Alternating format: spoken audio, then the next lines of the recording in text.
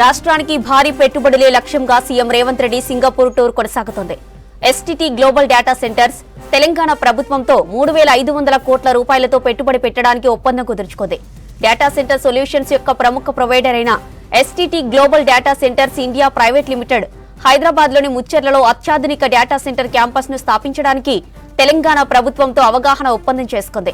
మంత్రి శ్రీధర్ బాబు, ప్రత్యేక ప్రధాన కార్యదర్శి Shri Jayesh Ranjan, ST telemedia global data centers group CEO Bruno Lopez సమక్షంలో ఈ అవగాహన ఒప్పందం కుదిరింది.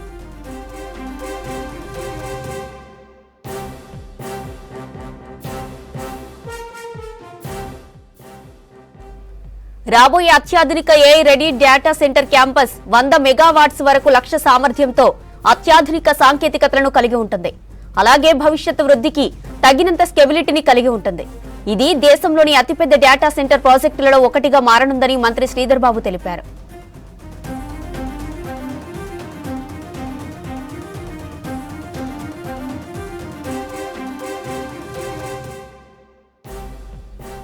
ఇక హైదరాబాద్ త్వరలో డేటా సెంటర్ల రాజధానిగా అవతరిస్తుందని ముఖ్యమంత్రి రేవంత్ రెడ్డి అన్నారు. రాష్ట్రంలో పెట్టుబడుల నిర్ణయం తీసుకున్నందుకు ఎస్టీటీ గ్లోబల్ కంపెనీ ప్రతినిధులను అభినందించారు. డైనమిక్ రాష్ట్రంలో మా ఉనికిని పెంచడానికి తెలంగాణ ప్రభుత్వంతో కలిసి పనిచేయడం సంతోషంగా ఉందని ST telemedia global data centres అధ్యక్షుడు, చీఫ్ ఎగ్జిక్యూటివ్ ఆఫీసర్ బ్రూనో లోఫేస్ అన్నారు. మౌలిక సదుపాయాలతో పాటు తెలంగాణ ప్రభుత్వం అనుసరిస్తున్న ప్రగతిశీల విధానాలు, సాంకేతిక ఆవిష్కరణలను ప్రోత్సాహంగా ఉన్నాయన్నారు. ప్రభుత్వం అందించే సహకారంతో ఆర్థిక వృద్ధితో పాటు ఉపాధి కల్పన, స్థిరమైన డిజిటల్ భవిష్యత్తు నిర్మించాలనే ఉమ్మడి లక్ష్యం నెరవేరుతుందని చెప్పారు.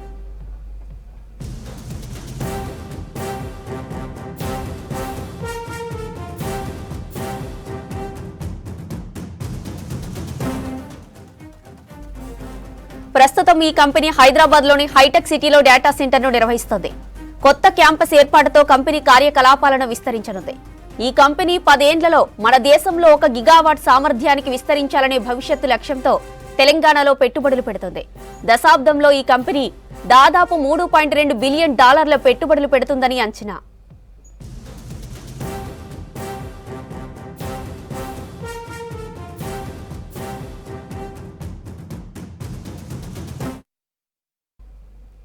ఉమ్మడి ఆదిలాబాద్ జిల్లాలో హెచ్చుతగ్గుల ఉష్ణోగ్రతలతో శీతల వాతావరణం ఏర్పడుతుంది. కనిష్ట ఉష్ణోగ్రతలు, ఇక మరోవైపు ఉత్తరాది నుంచి శీతల గాలులతో జిల్లాలో కశ్మీర్ వాతావరణం తలపిస్తుంది. వింటర్లో ఊటీ, లంబసింగి, కశ్మీర్ వాతావరణంతో ఉమ్మడి ఆదిలాబాద్ జిల్లా పోటీ పడుతుంది.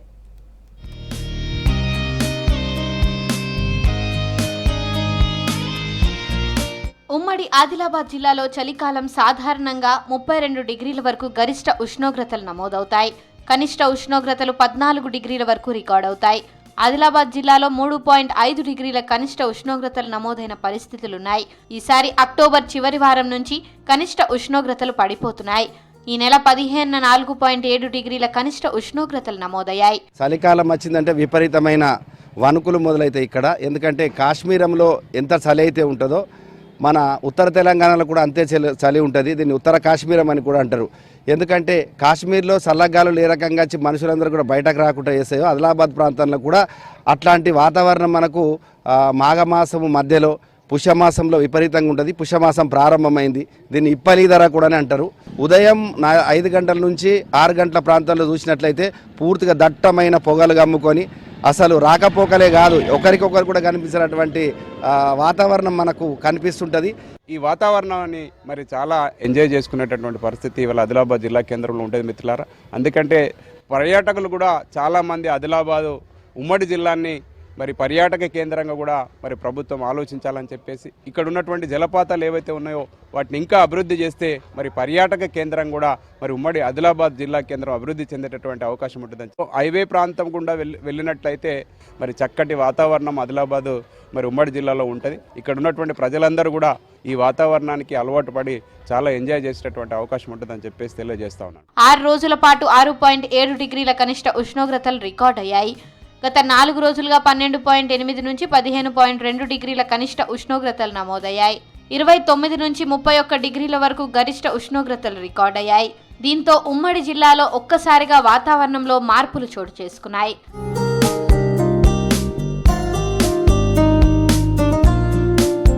ఉత్తరాది నుంచి వీస్తున్న గాలులతో పొగమంచు కప్పేస్తోంది. గత 3 రోజులుగా జిల్లాలో రికార్డు స్థాయిలో కనిష్ట ఉష్ణోగ్రతలు నమోదవుతున్నాయి. ఆదిలాబాద్ జిల్లాలో 3 డిగ్రీల కనిష్ట ఉష్ణోగ్రతలు రికార్డయ్యాయి. 44 నేషనల్ హైవేపై పొగమంచు కప్పేయడంతో వాహనదారులు ఇబ్బందులు పడుతున్నారు. కనిష్ట ఉష్ణోగ్రతలు 13 డిగ్రీలు నమోదు కావడంతో వాతావరణం మళ్లీ మారుతోంది. 30 డిగ్రీల గరిష్ట ఉష్ణోగ్రతలు నమోదవుతున్నాయి. బయట రాష్ట్రాల్లో ఉన్న లాంబసాంగి కానీ ఊటీ కానీ ప్రదేశాల్లో ఏ విధమైన వాతావరణ పరిస్థితులు ఉంటాయో అలా మన ఆదిలాబాద్లో కూడా చాలా చక్కగా ఉంటుంది. మరి పర్యాటకులు వచ్చి వీక్షించేలాగా వాతావరణ పరిస్థితులు ఉన్నాయి. ఉదాహరణకు ఇక్కడ ఆదిలాబాద్ మన తలమడుగు మండలం కోసాయిలో వెళ్ళినట్లయితే అక్కడ నిజంగా ఊటీని మరపించేలాగా వాతావరణం ఉంటుంది. ప్రకృతి చాలా అందంగా ఉంటుంది. సో ఇది ఉత్తర భారతం నుండి వీస్తున్నటువంటి చలిగాలు, తర్వాత ఆదిలాబాద్ యొక్క ఈ భౌగోళిక పరిస్థితుల యొక్క ప్రభావం వల్ల పెరుగుతున్నటువంటి చలి తీవ్రత ఇది రానున్నటువంటి కాలంలో మరి ఇంకా ఎక్కువగా పెరిగేటువంటి అవకాశం. గ్లోబల్ వార్మింగ్ ఒకటి, భౌగోళికంగా అడవుల విస్తీర్ణం చాలా ఎక్కువగా ఉండే, ఇప్పుడు తగ్గిపోయింది. ఇది కూడా కొంత ఈ చలికి కారణమవుతూ ఉన్నది. ఉమ్మడి ఆదిలాబాద్ జిల్లాలో గత 15 ఏళ్లుగా వాతావరణంలో పలు మార్పులు చోటు చేసుకుంటున్నాయి. ఆదిలాబాద్ జిల్లాలో 86,000 చదరపు మీటర్లలో 33% అడవులు విస్తరించాయి. సముద్ర మట్టానికి 1,092 అడుగుల ఎత్తులో ఆదిలాబాద్ జిల్లా ఉండడంతో విభిన్న వాతావరణం కనిపిస్తోంది. ఎండాకాలంలో అకాల వర్షాలు, చలికాలంలో పొగమంచుతో పంటల దిగుబడుల మీద ఎఫెక్ట్ పడుతోంది. వానాకాలంలో వర్షాల ఆలస్యంతో విత్తనాలు 2-3 సార్లు నాటడంతో అనావృష్టి ఏర్పడుతోంది. వానాకాలం చివర్లో విపరీతమైన వానలతో అతివృష్టి వల్ల తీవ్రంగా నష్టం జరుగుతోంది.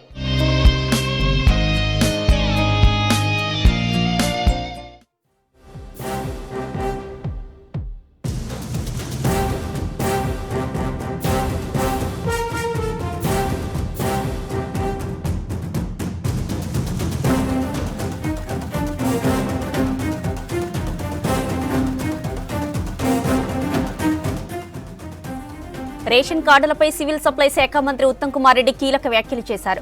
అర్హులందరికీ రేషన్ కార్డులు ఇస్తామన్నారు. ఇక లిస్టులో పేరు రాని వాళ్లు ఆందోళన చెందొద్దని, రేషన్ కార్డుల పంపిణీ ప్రక్రియ నిరంతరం కొనసాగుతుందని చెప్పారు.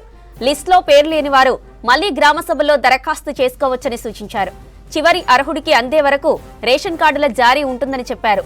ఇక కులగణన, పాత రేషన్ కార్డుల ఆధారంగా ప్రస్తుతం పేర్లు సెలెక్ట్ చేశామని చెప్పారు. పాత రేషన్ కార్డుల్లోనూ మార్పులు చేర్పులు ఉంటాయన్నారు ఉత్తమ్ కుమార్ రెడ్డి.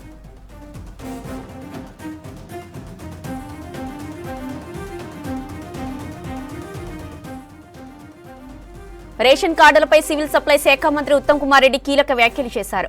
అర్హులందరికీ రేషన్ కార్డులు ఇస్తామన్నారు. లిస్టులో పేరు రాని వాళ్లు ఆందోళన చెందొద్దని, రేషన్ కార్డుల పంపిణీ ప్రక్రియ నిరంతరం కొనసాగుతుందని చెప్పారు. లిస్టులో పేరు లేని వారు మళ్లీ గ్రామ సభల్లో దరఖాస్తు చేసుకోవచ్చని సూచించారు. చివరి అర్హుడికి అందే వరకు రేషన్ కార్డుల జారీ ఉంటుందని చెప్పారు. ఇక కులగణన, పాత రేషన్ కార్డుల ఆధారంగా ప్రస్తుతం పేర్లు సెలెక్ట్ చేశామని చెప్పారు. పాత రేషన్ కార్డులోనూ మార్పులు చేర్పులు ఉంటాయన్నారు ఉత్తమ్ కుమార్ రెడ్డి.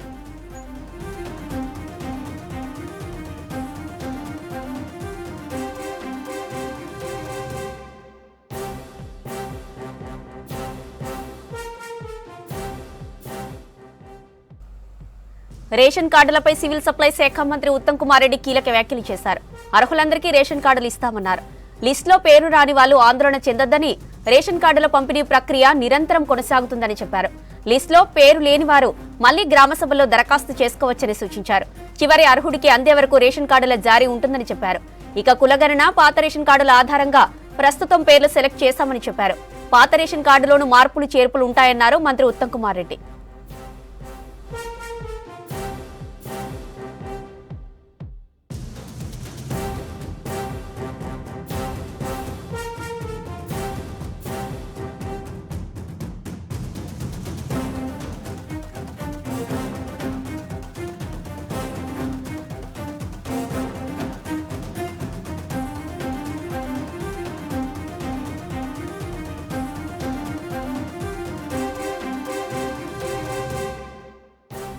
రేషన్ కార్డుల పంపిణీకి సంబంధించి మరిన్ని డీటెయిల్స్ రాజు లైవ్ లో అందిస్తారు. రాజు, రేషన్ కార్డులపై మంత్రి ఉత్తమ్ క్లారిటీపై అప్డేట్స్ ఏంటి?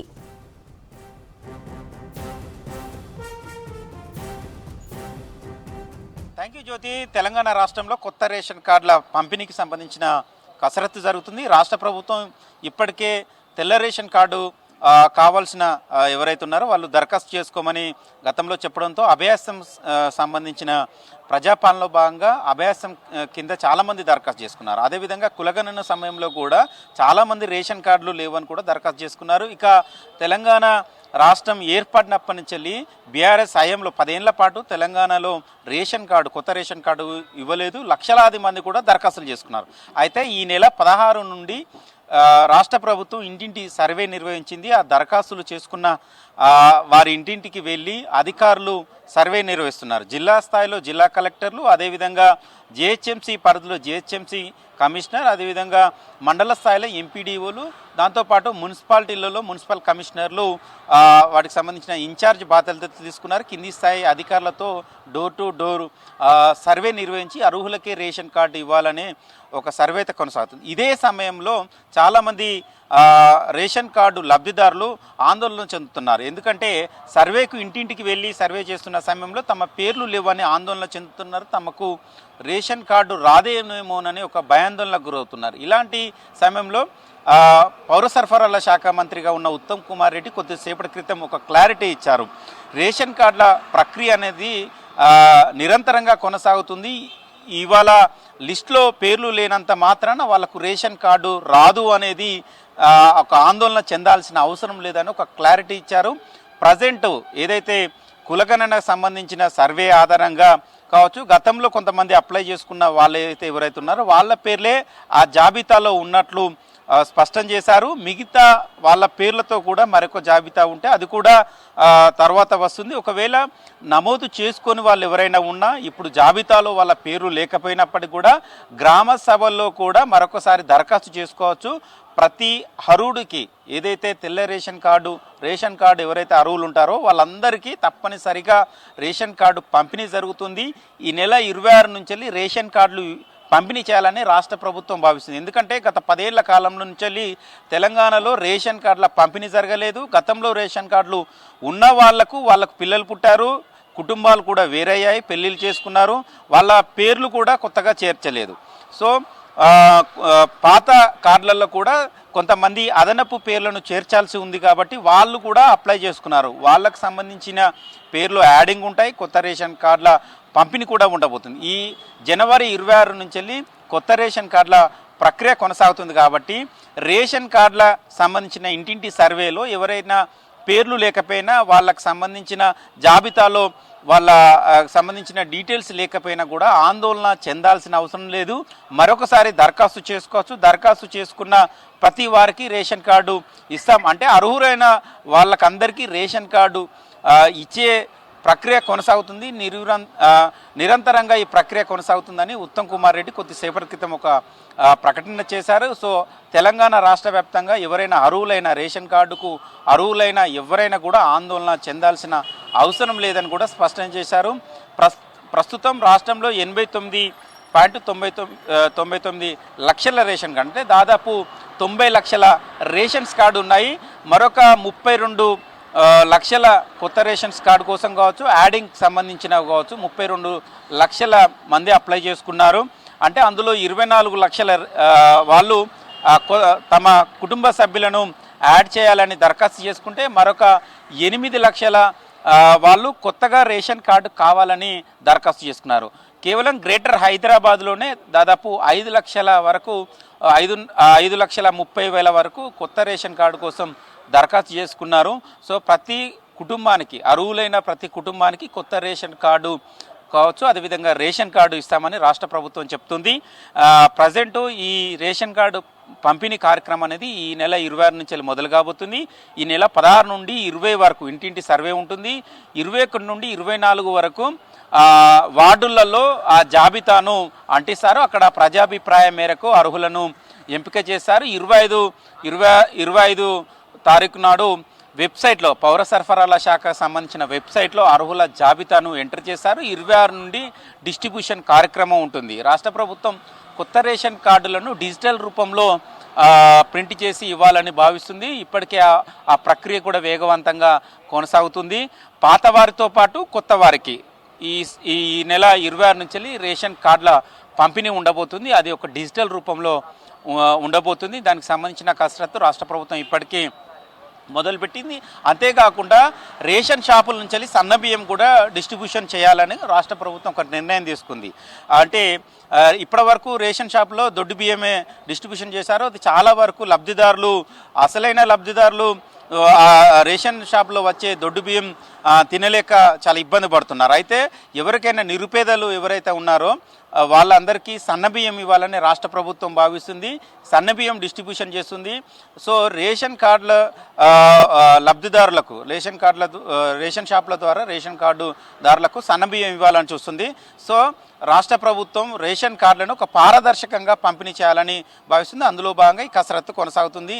అర్హులైన ప్రతి వారికి, ప్రతి కుటుంబానికి రేషన్ కార్డు ఉండేలాగా రాష్ట్ర ప్రభుత్వం అయితే నిర్ణయం తీసుకుంది. అదే ప్రకటన కొద్దిసేపటి క్రితం ఉత్తమ్ కుమార్ రెడ్డి చేశారు. జ్యోతి. రైట్, థ్యాంక్ యూ రాజు.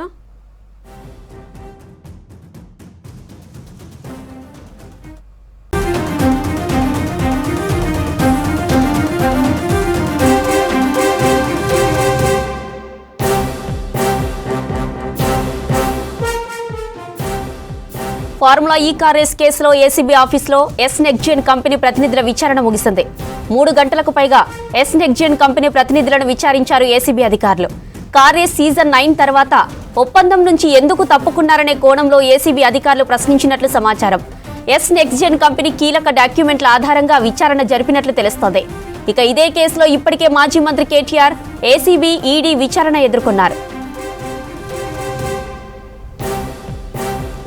ఇక ఇదే విషయానికి సంబంధించి మరిన్ని డీటెయిల్స్ అనిల్ లైవ్ లో అందిస్తారు. అనిల్, ఎస్ నెక్జియన్ కంపెనీ ప్రతినిధులతో ఏసీబీ విచారణ ముగిసింది కదా, అప్డేట్స్ ఏంటి?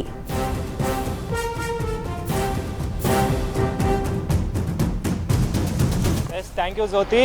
ఈరోజు ఏసీబీ నోటీసులు ఇచ్చిన ప్రకారంగా ఏసీబీకి సంబంధించి అంటే నెక్స్ట్జెన్ సంస్థ ప్రతినిధులు అయితే హాజరయ్యారు. అందులో భాగంగానే దాదాపు 3 గంటల పాటు ఈ విచారణ అయితే కొనసాగింది. విచారణ తర్వాత ఇప్పుడే కొద్దిసేపటి క్రితమే వీళ్ళు విచారణ ముగించుకొని వెళ్ళిపోయిన సిచ్యువేషన్. అయితే దీనికి సంబంధించి ఈ విచారణకు సంబంధించి నెక్స్ట్జెన్ సంస్థ వాళ్ళు ఈ ఫార్ములా ఈ రేస్ కేసు వ్యవహారంలో ఉన్నారు కాబట్టి వీళ్ళు కూడా దానికి సంబంధించి ఒప్పందంలో భాగంగా ఉన్నారు కాబట్టి వీళ్ళని కూడా ఈరోజు విచారణలో భాగంగా అయితే పలు ప్రశ్నలు అడిగినట్టుగా కూడా తెలుస్తుంది. దాదాపు 3 గంటల పాటు ఈ కంపెనీని అయితే విచారించినట్టు తెలుస్తుంది. అయితే వీళ్ళు 2022లో ఈ త్రైపాక్షిక ఒప్పందం అంటే ఎఫ్ఈఓ ప్లస్ హెచ్ఎండిఏ మరియు ఈ నెక్స్ట్జెన్ సంస్థలు కూడా త్రైపాక్షిక ఒప్పందం చేసుకున్నారు. చేసుకున్న తర్వాత 2023లో ఏదైతే సీజన్లు ఉన్నాయో అంటే 9, 10, 11, 12 ఈ 4 సీజన్లకు గాను వీళ్ళు ప్రమోటర్గా ఉండే విధంగా అయితే ఒప్పందాలు కుదుర్చుకున్నారు. అయితే ఈ ఒప్పందంలో భాగంగా వీళ్ళు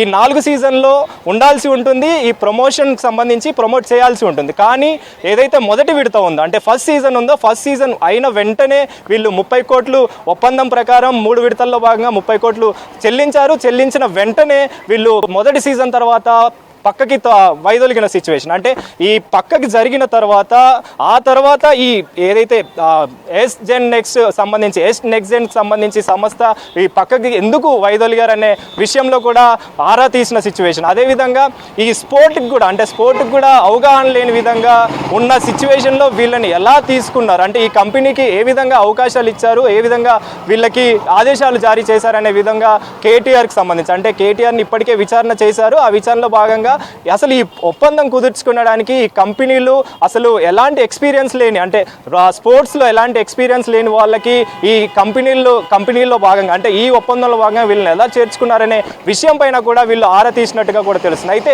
ఈ మొదటి విడతలో 30 కోట్లు చెల్లించిన తర్వాత హెచ్ఎండిఏ దీన్ని స్వీకరించుకొని అంటే నెక్స్ట్ విడతలో అంటే నెక్స్ట్ సంబంధించి సీజన్ని చేయాల్సి ఉండగా హెచ్ఎండిఏ ఇందులో ఇన్వాల్వ్ అయ్యి ఈ 44 కోట్ల సంబంధించిన నిధుల్ని ఇటు ఎఫ్ఈఓకి చెల్లించిన పరిస్థితి. అయితే ఇందులో భాగంగానే మీరు ఎందుకని వైదొలిగారు, అందులో భాగంగా ఈ త్రైపాక్షిక ఒప్పందంలో అంటే ఈ త్రైపాక్షిక ఒప్పందం కుదుర్చుకున్న టైంలో మీకు ఎలాంటి నిబంధనలు ఉన్నాయి, ఎలాంటి ఆదేశాలు ఉన్నాయి అనే విషయం పైన కూడా వీళ్ళని ఆరా తీసినట్టుగా కూడా తెలుస్తుంది. అయితే ఇందులో ముఖ్యంగా చూసుకున్న విషయం ఏంటి అంటే మరొక విధంగా అంటే ఈ కేటీఆర్కి సంబంధించి అంటే మాజీ మంత్రి కేటీఆర్ ఈ ఫార్ములా ఈ రేస్ వ్యవహారంలో ఈయన కూడా ఒక కీలక పాత్ర పోషించాడు, సూత్రధారిగా ఉన్నాడు కాబట్టి ఈయనకు సంబంధించి ఈయన ఈ నెక్స్ట్జెన్ సంస్థకు సంబంధించిన చెలిమల శెట్టి అనిల్ కూడా అతి సన్నిహితుడిగా ఉన్నాడనే విధంగా అంటే ఉన్నాడు కాబట్టే ఈ కంపెనీలకు సంబంధించి అంటే అప్పటికప్పుడు ఈ కంపెనీని పుట్టించి కేటీఆర్ తీసుకున్నారా అంటే ఇందులో భాగంగా భాగస్వాములు చేశారా అనే కోణంలో కూడా ఆరా తీసినట్టుగా కూడా తెలుస్తుంది. అయితే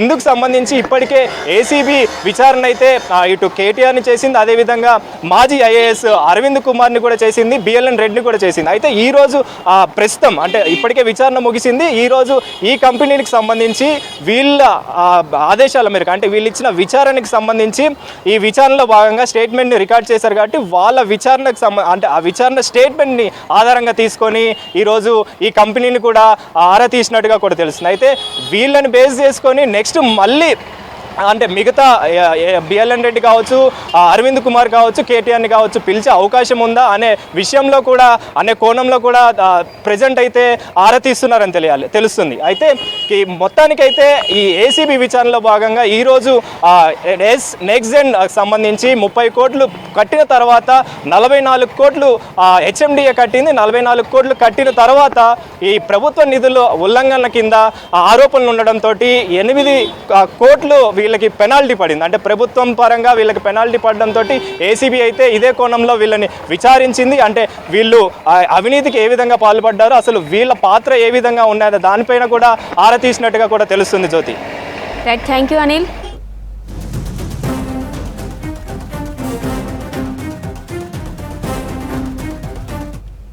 వరంగల్ రీజియన్లో ఆర్టీసీకి సంక్రాంతి కలిసొచ్చింది. పండుగ కోసం ప్రత్యేక బస్సులను నడిపింది. దీంతో ఆక్యుపెన్సీ పెరగడంతో పాటు జీరో యాక్సిడెంట్గా ప్రత్యేక సర్వీసులను నడిపింది ఆర్టీసీ. ఇక పొంగల్తో అదనపు ఆదాయం ఆర్జించింది. 7 రోజుల్లో 26 లక్షల మందిని గమ్యస్థానాల్లో చేర్చడం ద్వారా ఆర్టీసీకి భారీ లాభాలు వచ్చాయి.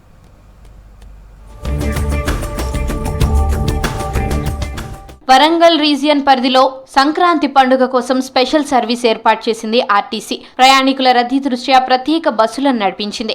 ఈ నెల 9 నుంచి 15 వరకు ప్రత్యేక బస్సులను నడిపించింది. దీంతో సంస్థకు లాభాల పంట పండింది. ఉమ్మడి వరంగల్ జిల్లాలో 9 డిపోల పరిధిలో 927 ప్రత్యేక బస్సులు నడిపారు ఆర్టీసీ అధికారులు. ప్రతిరోజు 2.5 లక్షల మంది ప్రయాణికులు బస్సుల్లో ప్రయాణిస్తుండగా పండుగ రోజుల్లో అత్యధికంగా ఒక్కరోజు 4 లక్షల మంది వరకు ప్రయాణించారు.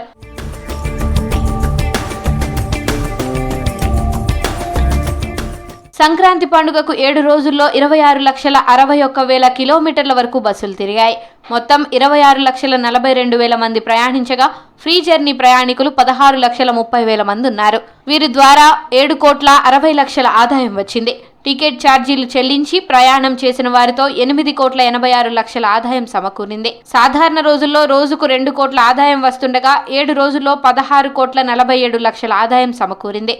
వారం రోజుల్లో 2,47,00,000 అదనంగా వచ్చిందని తెలిపారు ఆర్టీసీ ఆర్ఎం విజయభాను.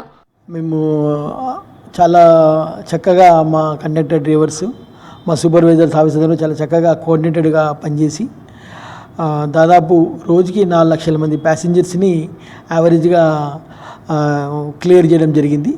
మామూలు రోజుల్లో 3 లక్షలు 3,20,000 ఆ విధంగా ప్యాసింజర్స్ మా బస్సులో ప్రయాణం చేసేవాళ్ళు. పండగ సందర్భంగా ఒక్కో సందర్భంలో 4 లక్షల పైన కూడా మాకు 4,80,000 హైయెస్ట్గా మాకు ప్రయాణం చేయడం జరిగింది. యావరేజ్ మీద దాదాపు 1,00,000 మంది ఎక్కువ మనకు ఈ సంక్రాంతి సెలవుల సందర్భంగా ప్రయాణం చేయడం జరిగింది. వాళ్ళందరూ కూడా ఎటువంటి ప్రాబ్లం లేకుండా, ఎటువంటి అసౌకర్యం లేకుండా అందరికీ కూడా మాకు సౌకర్యం ఇవ్వడం జరిగింది. ముఖ్యంగా మహిళా ప్రయాణికులు మా బస్సుల్లో అధిక సంఖ్యలో ప్రయాణం చేశారు. ఉమ్మడి జిల్లాలో వరంగల్ 2 డిపో ప్రథమ స్థానంలో నిలిచింది. ఈ డిపో నుంచి అత్యధికంగా 2,71,000 మంది ప్రయాణించారు. రెండో స్థానంలో వరంగల్ 1 డిపో నిలిచింది. 2,53,000 మంది ప్రయాణికులతో 2,26,00,000 ఆర్జించింది. మహబూబాబాద్ డిపో బస్సులో 2,42,000 మంది ప్రయాణించగా 1,13,00,000 ఆదాయంతో చివరి స్థానంలో ఉంది. హన్మకొండ డిపోలో అత్యధికంగా 4,36,000 మంది ప్రయాణం చేయగా 1,98,00,000 ఆదాయం వచ్చింది. బస్టాండుల్లో అధికారులు పర్యవేక్షిస్తూ రద్దీకి అనుగుణంగా బస్సులను నడిపించారు. హైదరాబాద్ ఉప్పల్ టు హన్మకొండకు వచ్చిన ప్రయాణికులు ఎక్కువగా ఉన్నారని తెలిపారు ఆర్టీసీ రీజనల్ మేనేజర్ విజయభాను. కావాలని మేము మాకు ఆల్రెడీ సిటీ వాళ్ళు ఇవ్వడం జరిగింది. అవసరాన్ని బట్టి ఆఫీసులో పిలిపించుకుంటాము. అట్ ద సేమ్ టైం ఇంకా రిజర్వేషన్లో కూడా చాలా బస్సులు మేము ముఖ్యంగా ఏసీ బస్సులు, తర్వాత సూపర్ లగ్జరీ బస్సులు ఓపెన్ చేయడం జరిగింది. ప్రయాణికులు ఏంటంటే లాస్ట్ టైంలో ఎక్కువ ఇబ్బంది లేకుండా ఉండడానికి రిజర్వేషన్ కూడా ఓపెన్ చేసుకుంటే బాగుంటుంది. లాస్ట్ టైం మేము యాక్చువల్గా 36,000 సీట్లు మేము ఇవ్వడం జరిగింది రిజర్వేషన్కి. కాకపోతే మన వరంగల్ ప్రజలు, హన్మకొండ ప్రజలందరూ కూడా వాళ్ళు కేవలం 16,000 మంది మాత్రమే రిజర్వేషన్ చేయించుకోవడం జరిగిందనమాట. రిజర్వేషన్ చేయించుకోవడం వల్ల మీరు ఈజీగా ప్రయాణాన్ని ముందే ప్లాన్ చేసుకోవచ్చు. మాకు కూడా ఇంతమంది ఉన్నారని చెప్పేసి బస్సు మీకు టైంకి అందించే అవకాశం ఉంటుంది. ఇప్పటికే తిరుగు ప్రయాణం చేసే వారి సంఖ్య ఎక్కువగా ఉంటుందని, విద్యా సంస్థలకు హాలిడేస్ ఆదివారం వరకు ఉండడంతో సోమవారం రద్దీ ఎక్కువ ఉండే అవకాశం ఉందని అంచనా వేస్తున్నారు అధికారులు. ఇందుకోసం అదనంగా 400 బస్సులను అందుబాటులో ఉంచాలని నిర్ణయించారు. మరో 2-3 రోజులు హనుమకొండ బస్టాండ్ నుంచి వివిధ ప్రాంతాలకు ప్రత్యేక బస్సులు నడిపించనున్నారు.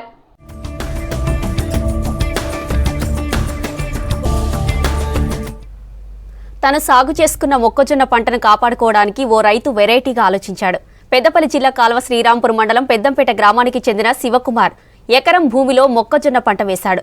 పంట చేతికొచ్చే సమయంలో పక్షులు, జంతువులు పంట వైపు రాకుండా చేను వద్ద ట్రాక్టర్కు లౌడ్ స్పీకర్లు పెట్టి రకరకాల పాటలు పెడుతున్నాడు.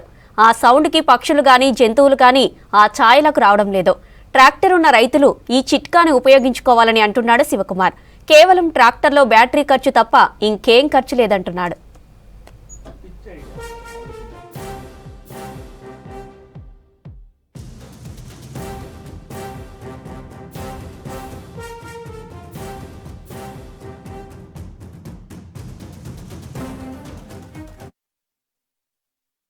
చిలుకలు, కోతులు వస్తున్నాయి. అందువల్ల రోజు పొద్దున్నే వచ్చి చిలుకల కావాలి అవుతుంది.